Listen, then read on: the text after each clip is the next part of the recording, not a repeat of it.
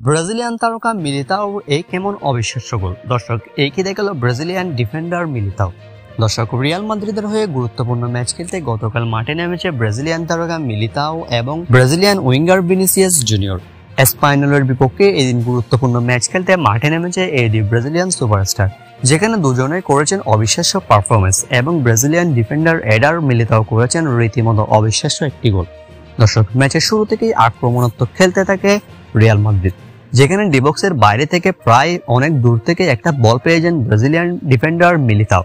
এই সময় বেশি কিছু চিন্তা ভাবনা না করে ডান পায়ের জোরালো শটে ডিবক্সের বাইরে থেকে বল জালে পাঠান ব্রাজিলিয়ান এই ডিফেন্ডার।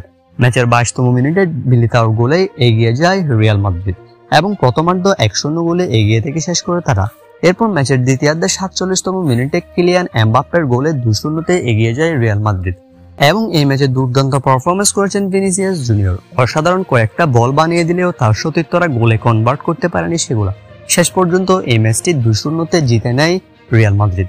দর্শক, 2-0 জয়ের মধ্য দিয়ে এসপানিওলকে হারিয়ে পূর্ণ 3 পয়েন্ট অর্জন করেছে ভিনিসিয়াস জুনিয়ররা। এদিন ভিনিসিয়াস জুনিয়র এবং এডার মিলিতাও করেছেন রীতিমতো অবিশ্বাস্য পারফরমেন্স।